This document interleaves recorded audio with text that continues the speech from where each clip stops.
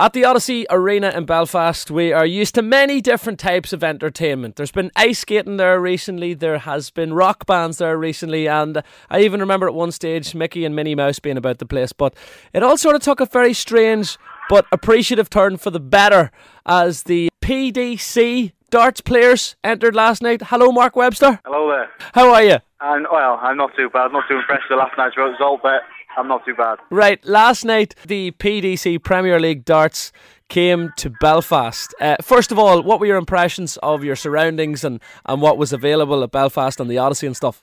Oh, it was the arena itself was beautiful, and the city as well. It's been nice being here. It's just, like I said, it's a shame the result didn't come away, but you know, it's just one of those things. Now, Gary Anderson, wasn't it, beat you last night 8-1? Yeah, that was it, yeah. Right, how do you deal with an 8-1 defeat? In any other sport, be it football or rugby, if you take a pacing, it's very hard to get over from. But darts is something completely different, isn't it? Yeah, you've just got to forget about it. I mean, I forgot about it already. As you've seen in the first week of Premier League, Phil took a beating off Adrian, and look at him now.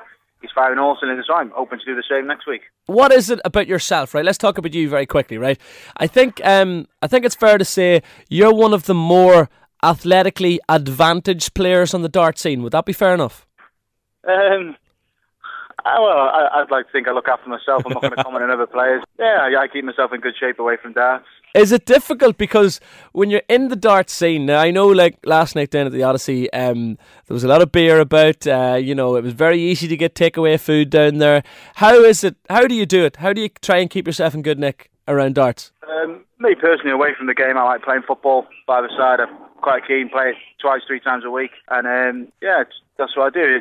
I enjoy doing that, and occasionally go to the gym. Does it improve your game, the fitter you are? Because I see Phil Taylor talking about it now, and he's losing weight, and he's going to the gym a lot. Is it improving your game the fitter you are? Yeah, it's going to help. I mean, it didn't do me any good last night, but it's bound to help in the long run when you're playing over a long format, and in the latter stages of tournaments, it's going to help. Now, I was looking at some of just some facts on yourself over the last wee while. Now, is it still true that you're not a full-time professional? At the minute, I'm not doing so much work away from it, but no, I'll still revert back to plumbing when the schedule gets a bit quieter. It must be really strange, right? So some old lady in Wales gets a burst pipe, and you're called in to fix the burst pipe, and the husband walks in and goes, "Hold on a second, what's Mark Webster doing underneath my sink?"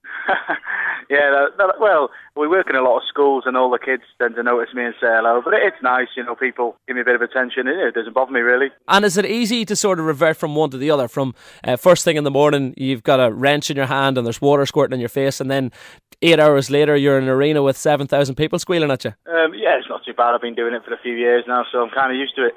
Now tell me about the actual experience itself, because I think it's brilliant. Now, darts has slowly but surely it's worked its way up as one of the most entertaining sports, if not events, in the world. What is it like, right, as a plumber, walking out in front of, I think last night it was a sellout in Belfast, 6, 7, 8,000 people. What is that feeling like? Oh, it makes your hair on your neck stand on end. It's a massive buzz, and it just, like you said, goes to show where the sport of darts is going. I mean, the viewing figures are unreal for it now, and like you said, 8,000 people come in to watch it. It's just going in the right direction. It's going to get bigger, I think. The beauty about working in commercial radio here, right, is that we don't have an affiliation to anybody, be it the BBC or Sky or anybody. So I can ask you this question, and hopefully you'll give me a forthright answer, right?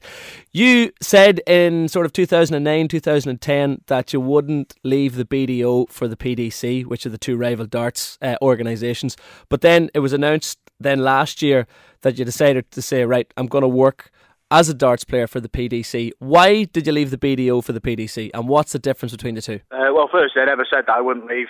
I'm an ambitious dart player, and I wanted to better myself, and I think the only way you can do that is in the PDC. I mean, no disrespect to the BDO. I think they've got a good setup there, but it was just the timing was right for me to move on. And do you still keep, your World Championship title? That'll obviously still stay in your heart forever, and you'll be thankful for the BDO forever for giving you that. Yeah, of course. I mean, it's still one of the greatest moments of my career, probably.